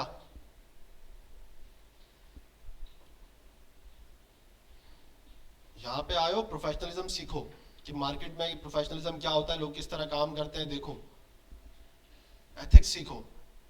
घर वालों ने नहीं सिखाया कोई बात नहीं, यहाँ सीख लो आके। डिसिप्लिन खराब करोगे उठा के बाहर फेंक दूंगा मैं। समझ में आ रही बात? ले आना जिसको भी बदमाशी जो भी है को कर लेना, सब जितनी भी हो। समझ में आ रही बात या नहीं? अब मुझे आवाज नहीं चाहिए, पढ़ाई हो रही है, क्लास पे फोकस करो सिर्फ।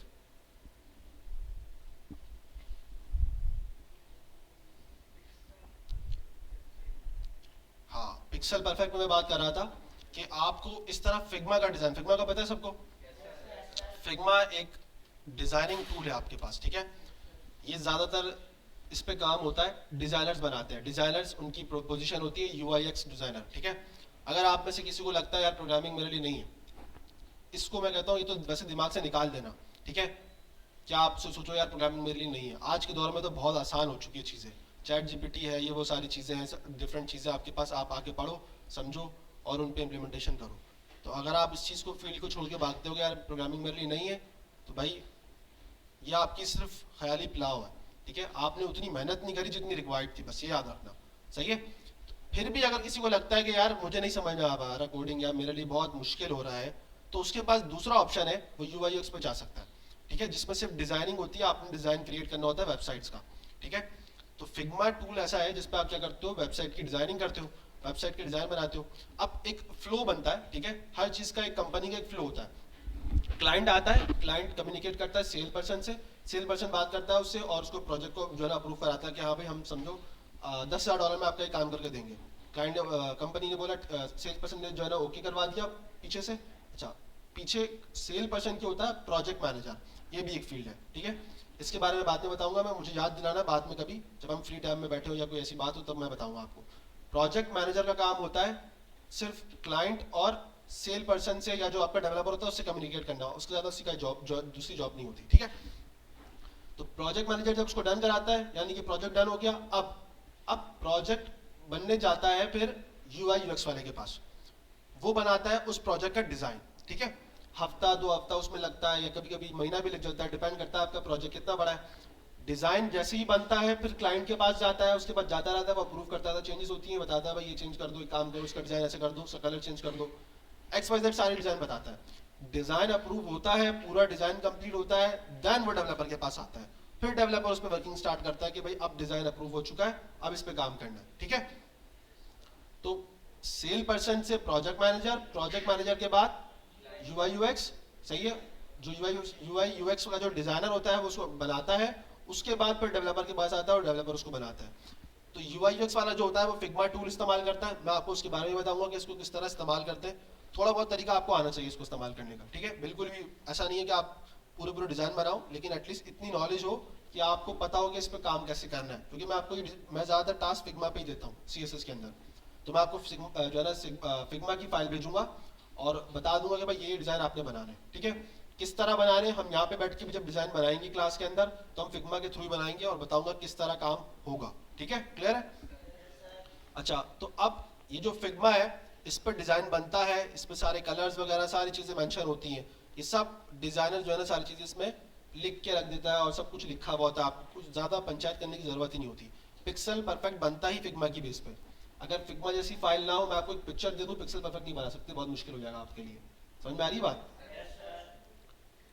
तो पिक्सल परफेक्ट कैसे बनता है? फिग्मा की बेस पे बनेगा, और ये मार्केट का काम है, और ये आप इंटर्नशिप पे हो या आप एक जूनियर लेवल पे हो, ये आपका काम है और आपको करना ही करना है, 100% है, ठीक है? ये आपका टास्क है। इनिशियली आपको उठा के डायरेक्ट बड़े बड़े सॉफ्टवेयर नहीं दे देंगे पहले दिन में, आपको बता दूं कि आपको पहले दिन उठा के नहीं बोलेंगे सॉफ्टवेयर चलो एक काम करो, उस पर डेवलपमेंट स्टार्ट कर दो, नहीं।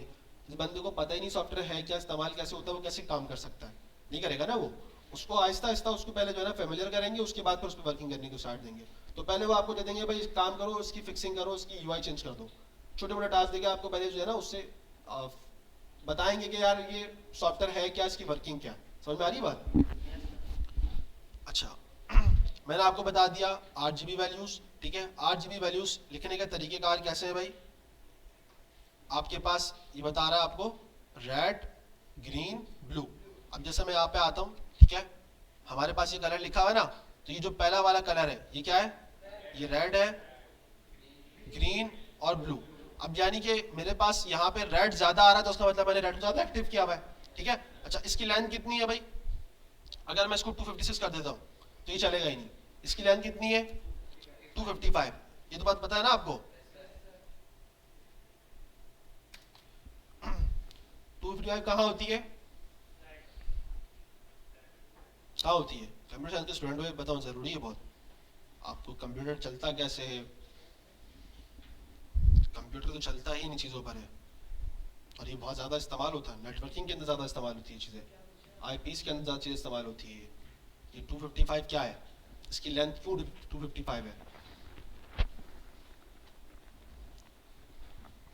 जल्दी बताओ, क्यों 255 होती है?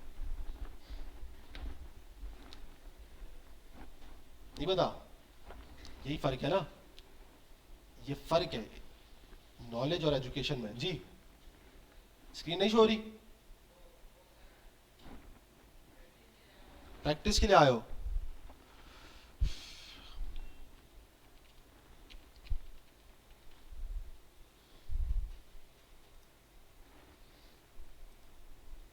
कौन सी स्क्रीन है?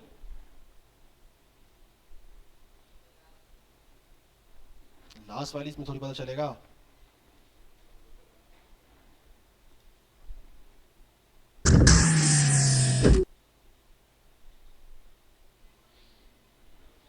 स्क्रीन सबकी हट गई है ना?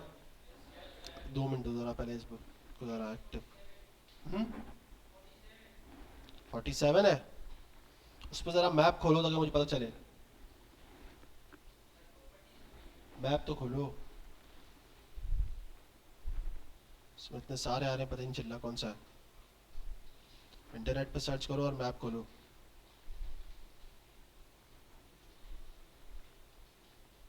ये वाली है?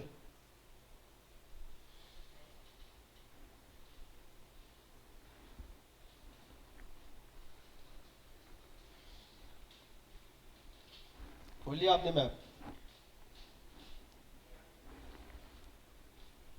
मैप नजर आ रहा है किसी को यहाँ पे?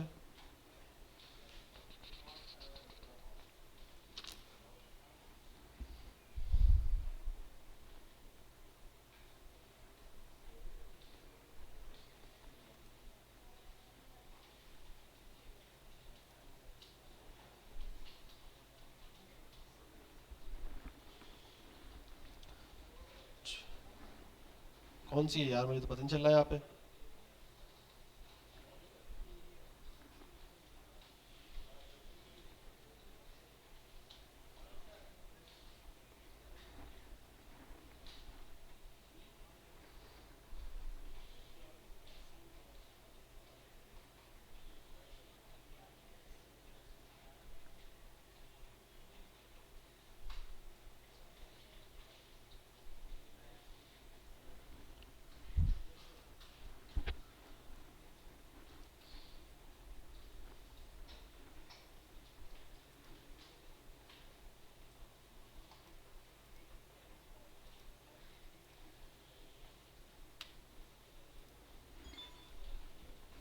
यार फिलहाल यहाँ पता नहीं चल रहा भाई मुझे।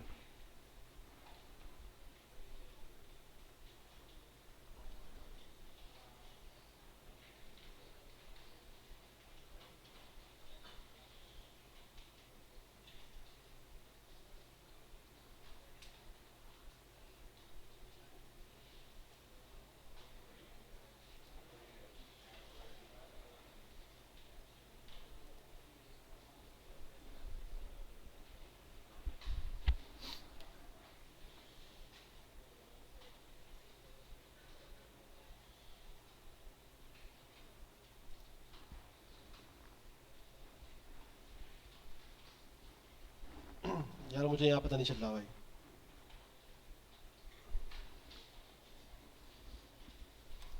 बस मैं कहा था मुझे उसके बाद आ गया ना। ठीक है भाई, कहाँ थे हम लोग? 255 स्क्रीन। क्या बोल रहे हैं? कनेक्ट नहीं हुई स्क्रीन। अच्छा मैं दोबारा देख लेता हूँ। आहिस्ता आहिस्ता हो रही होगी। अब हो गई?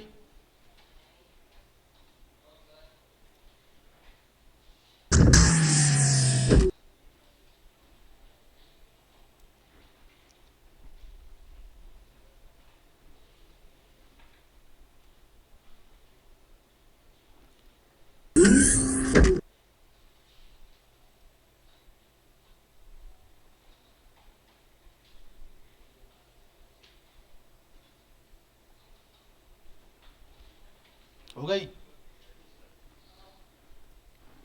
अब जिसकी नहीं हो बराबर वाले में देख लिया, पता नहीं आप यहाँ से, यहाँ तो सारी एक्टिव नजर आ रही है मुझे। अच्छा, तो मैं आपको बता रहा था ये 255 का क्या कनेक्शन है, क्या रीज़न है इसका।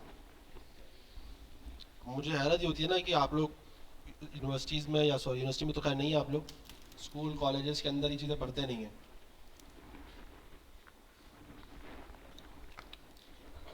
कंप्यूटर साइंस में पढ़ाया जाता है? नहीं पढ़ाया जाता?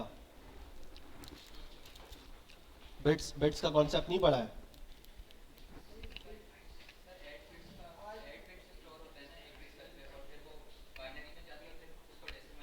हाँ, तो मैं वही कह रहा हूँ, बिट्स का कॉन्सेप्ट नहीं पढ़ा, खुद से पढ़ा हुआ है। तो हमारे पास कंप्यूटर में जो बिट्स होती हैं वो 255 मैक्स होती हैं, ठीक है। ये आपको नेटवर्किंग के अंदर भी अक्सर नजर आएगा, ठीक है। इसके अंदर आपको आईपीस जब असाइन होती है तो उसके अंदर भी एक लिमिट होती है कि जो मैक्स होता है 255 होता है, ठीक है। तो ये कंप्यूटर का अपना मैकेनिज्म है। तो इसी तरह कलर्स का भी यही हिसाब किताब है, इसका मैक्स होता है 255, ठीक है। अब जैसे यहाँ पे येलो आ गया, क्योंकि क्या कर रहा है हम लोगों ने यहाँ पे, ये 255 है और ये भी 255 है। अब मैं इस, जो हमारे पास कौन सा कलर है, रेड ग्रीन, यानी कि ग्रीन कलर को अगर मैं यहाँ से 12 कर दूंगा तो यहाँ से कलर चेंज हो गया, ठीक है। मैं इसको अगर आगे एक और लगा दूंगा, अब देखो कलर चेंज होता जा रहा है, ठीक है। तो ये क्या है, समझ लो एक मिक्सिंग है, ठीक है। आप मिक्सिंग करोगे भाई, रेड की कितनी मिक्सिंग करनी है आपको, ब्लू, ग्रीन की और ब्लू की, तो आपके पास क्या कलर यहाँ पे शो हो रहा है, सही है, देख रहे हो, ठीक है। तो ये क्या है, आपके पास आरजीबी वैल्यूज है। दूसरा मैंने आपको बता दिया हेक्स कोड, ठीक है। अब इस हेक्स कोड में क्या है, इसकी भी लिमिट है। इसकी लिमिट सिर्फ इस तरह की है कि अगर मैं इसको हटा देता हूँ, ठीक है, पहली चीज इसमें हैश लगेगा, ठीक है, कोड में इसमें लगता है हैश। उसके बाद आप इसको कुछ भी लिख दो, जैसे मैंने इसमें लिखा EF23, एक कलर आ गया, सही है, चार चीजें हुई। चार के बाद पांच पे लिखा, नहीं आएगा, छह लिखूंगा, कलर आ जाएगा, ठीक है। तो ये 4 और 6 की लिमिट पे चलता है, 5 की लिमिट नहीं होती इसमें, ठीक है। अब मैं इस F की जगह यहाँ पे Z डाल दूंगा, कलर नहीं आएगा। तो इसकी लिमिट कितनी है, F तक। मतलब अब अगर आप इसमें अल्फाबेट्स लिखते हो तो कितने हो सकते हैं, F तक। बाकी नंबर्स की कोई लिमिट नहीं, यानी कि नंबर्स आप इसमें डाल सकते हो भाई, मैंने यहाँ कुछ और डाल दिया, ठीक है, इस E को हटा दिया, ठीक है। समझ में आ रही बात? तो ये इस कोड की बेस पे डिफरेंट कलर्स जो है ना जनरेट होते हैं, ठीक है। आगे चले।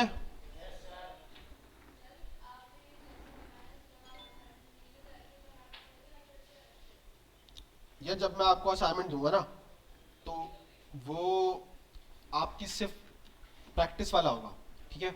मतलब मैं आपको ये नहीं बोलूंगा कि आप इसका कलर चेंज करके चेक करो, ये करो, वो आपके ऊपर है, आप प्रैक्टिस करते हुए उसको करो। देखो CSS ना, मैं कहता हूँ एक खेल है, ठीक है। इससे जितना आप खेलोगे, ये डिफरेंट जो है ना आपको अलग अलग जो है ना आउटपुट देता जाएगा, सही है। तो उसके साथ खेलो, ये आपको अलग अलग आउटपुट देगा। आप कलर चेंज करके देखो, आप इसका जो है ना, कोई है इसका इसका टेक्स्ट कलर चेंज करके देखो, आप पीछे बैकग्राउंड ब्लैक है, इसको कलर चेंज करके देख लो, आप इसका जो है ना साइज इंक्रीज करके देखो। तो ये क्या है, प्ले ग्राउंड है आपके पास, जिस मर्जी से जाओ आप उस तरह खेल सकते हो, कोई लिमिटेशन नहीं है इसके अंदर, सही है। आगे चले। कलर नेम मैंने आपको बता दिया, कलर नेम बहुत सारे हमारे पास है, ठीक है। अगर मैं इसको हटा देता हूँ जैसे ही, ठीक है, और मैं कंट्रोल स्पेस दबाऊंगा, मेरे पास सारे कलर नेम आ जाएंगे। ये मेरे पास कलर नेम है, एक्वा आ रहा है, black, blue, blue violet, brown, सही है। तो ये सारे आपके पास क्या आ रहे हैं, कलर नेम है, ठीक है। अच्छा, इनके भी आप देखो कलर्स ये है, हेक्सा कोड तो होगा, लेकिन इनको नाम से भी आप डायरेक्ट जो है ना एंटर कर सकते हो। जैसे मैंने यहाँ गोल्ड कर दिया, सही है, तो अब यहाँ पे आपको क्या मिलेगा, गोल्ड कलर मिल जाएगा, सही है।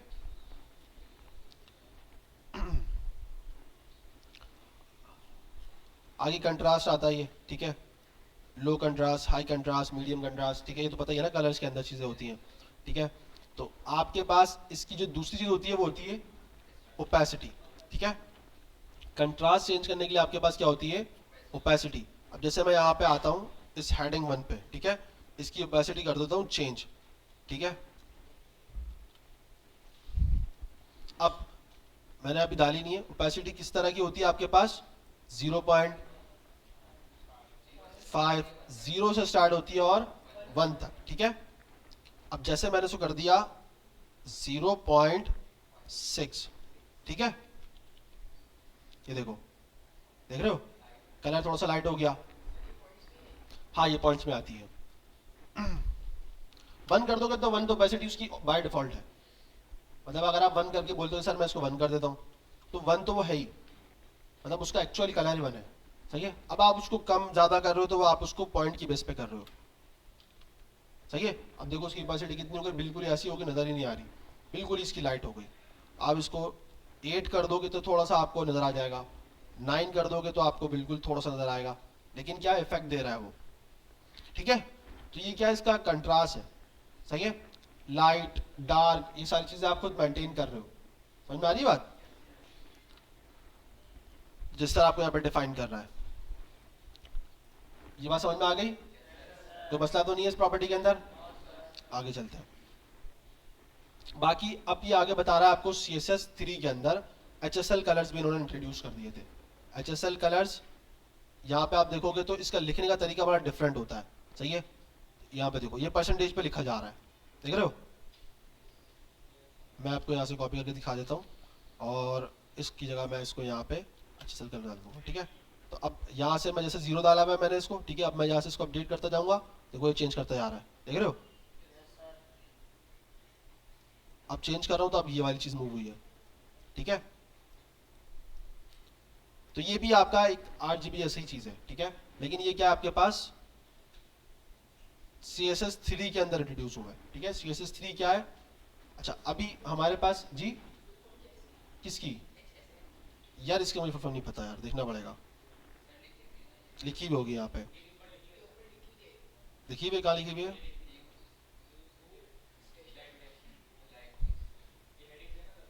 नहीं नहीं ये नहीं है। आइडिया, HSL कलर्स,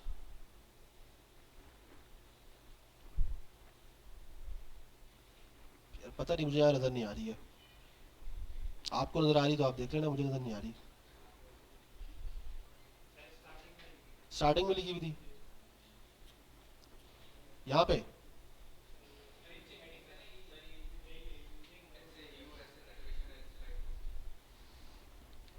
मुझे लाइन तो बताओ। ये हेडिंग,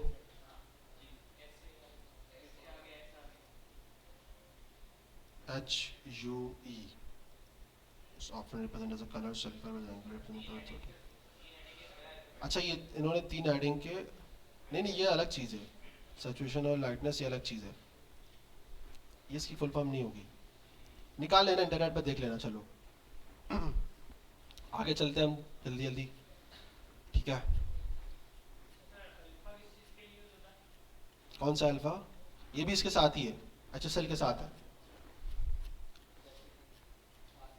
अच्छा, नेक्स्ट हमारे पास है टेक्स्ट, ठीक है। अभी तक हम लोगों ने टेक्स्ट का कलर भी चेंज करके देख लिया। अब टेक्स्ट में हमारे पास आता है size, typeface, bold, italic, capital, underline, space between lines, words and letters, ठीक है। बोल्ड और इटैलिक हम लोग ऑलरेडी देख चुके हैं, हम लोग किसने देखा था, हम लोगों ने HTML के थ्रू। मैंने आपको क्या कहा था, ये ज़्यादातर काम HTML के थ्रू नहीं होता है, ज़्यादातर काम किसके थ्रू होता है, ये CSS के थ्रू, ठीक है। ये आपको बता रहा है डिफरेंट लैंग्वेजेस का डिफरेंस, ठीक है। ये आपके पास क्या है, सैरिफ का डिफरेंट लैंग्वेज है, सैन सैरिफ का आपको नज़र आ रहा है, ठीक है। मोनोस्पेस का आपको डिफरेंट नज़र आ रहा है। तो एक डिज़ाइन के अंदर कोई भी डिज़ाइन हो, कलर्स और उसका फॉन्ट का यानी कि जो जैसे ये बता रहा है ना आपको फॉन्ट, इसको फॉन्ट फैमिली कहते हैं, ठीक है। तो ये जो फॉन्ट जो होता है ना इसका, ये बहुत मैटर करता है। अगर ये आप इस वाले फॉन्ट में अगर ये चीज़ डाल दोगे ना, तो ये अलग ही आपको डिज़ाइन बना के देगा। इसके अलावा भी बहुत सारे फॉन्ट्स होते हैं, ठीक है। वो मैं आपको बताऊंगा कि आप हम लोग इंटरनेट से भी उठा सकते हैं कोई दूसरे फॉन्ट्स, ठीक है। कैसे उठाएंगे वो देख लेंगे हम, उसको कैसे यूटिलाइज करना है और क्या डिफरेंस है, ये चीज़ बहुत मैटर करती है। मैं आपको बता रहा हूँ, आप किसी भी वेबसाइट पे चले जाओ, जैसे मैंने आपको अभी दिखाया था। मैं यहाँ पे अगर यहाँ पे आता हूँ और यहाँ सर्च करता हूँ लैंडिंग पेज, ठीक है। तो अब यहाँ पे सबका अपना अपना डिफरेंट फॉन्ट होगा। जैसे मैं अगर इसको ओपन करके दिखाता हूँ आपको, ठीक है। तो अब यहाँ देखो, ये देख रहे हो,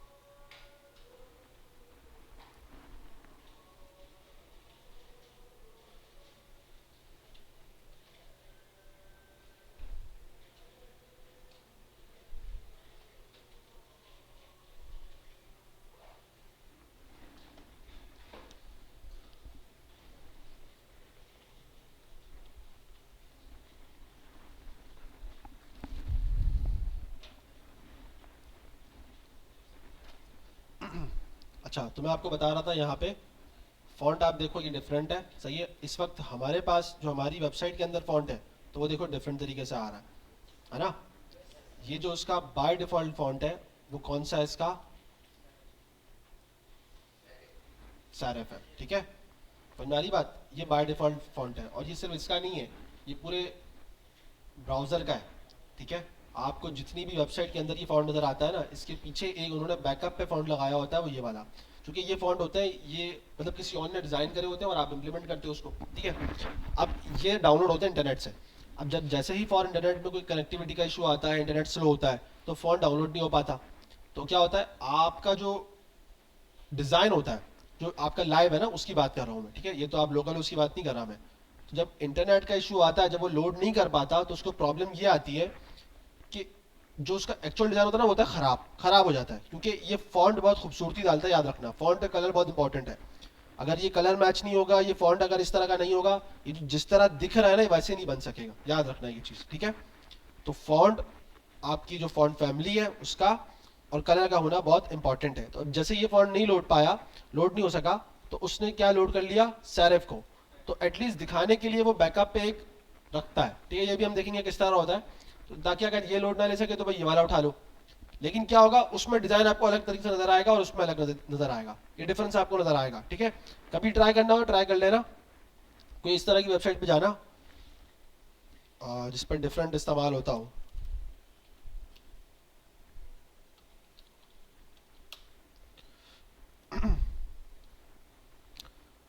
अब देखो इसमें अलग डिफरेंट तरीके से फॉन्ट इस्तेमाल हो रहा है।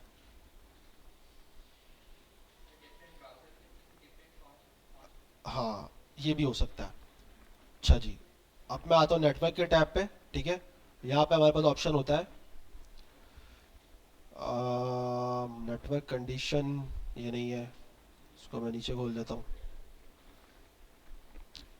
नो थ्रॉटलिंग का इस थ्रॉटलिंग को मैं डाल दूंगा कि भाई 3G स्लो। ठीक है, अब ये, अब जब मैं इसको लोड लूंगा, ये काफ़ी टाइम से लोड लेगा, काफ़ी टाइम लगाएगा। ये मैंने इसको अभी स्लो कर दिया है। ठीक है, नेटवर्क खोज के तो आपको देखना, नहीं इसमें आ गया, काफ़ी फास्ट आ गया यार। ऑफलाइन कर देंगे तो क्या होगा, 3G में भी काफ़ी सही चल रहा है यार ये। फॉन्ट लोड ले रहा है, इसका मतलब इसमें जल्दी फॉन्ट लोड ले रहा है। वरना कभी कभी आप देखना ये पिक्चर्स नहीं आ रही होंगी, कभी ये डिज़ाइन कंप्लीट नहीं होगा, जो जो चीज़ हैवी है ना उसमें टाइम लगता है। इस 3G से क्या होता है, ये आपके पास एक सिस्टम है, ठीक है, जिसमें आप इंटरनेट को क्या करते हो, एडजस्ट करते हो। सही है, और कि यार फास्ट करना है, स्लो करना है, उस हिसाब से आप टेस्टिंग कर सकते हो कि आपके पास क्या सिनेरियो आ रहा है, क्या नहीं आ रहा। सही है,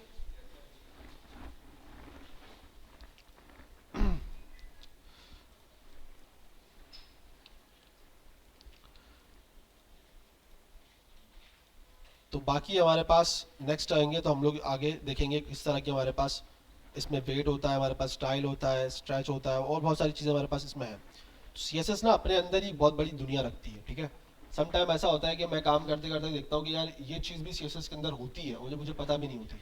उसका रीज़न ये CSS इतनी ज़्यादा बड़ी है, उसकी कोई लिमिट नहीं है। ठीक है, मतलब आप जब काम करने बैठोगे ना तो कुछ चीज़ें आपको पता होती हैं, कुछ चीज़ें ऐसी होती हैं कि यार आप सोचते भी नहीं यार ये चीज़ होती भी है, एग्जिस्ट भी करती है। ठीक है, तो वो आप वक्त के साथ साथ प्रैक्टिस करते करते आप सीख जाते हो जब आप काम करोगे। सही है, ये वाला चैप्टर फिर हम लोग नेक्स्ट क्लास में इंशाल्लाह कंटिन्यू करते हैं। ठीक है, और इसके बाद से फिर हमारी जो है ना स्पीड थोड़ी सी फास्ट हो जाएगी। ठीक है,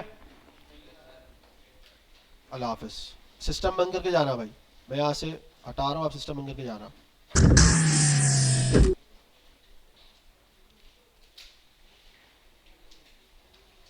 हट गया सिस्टम।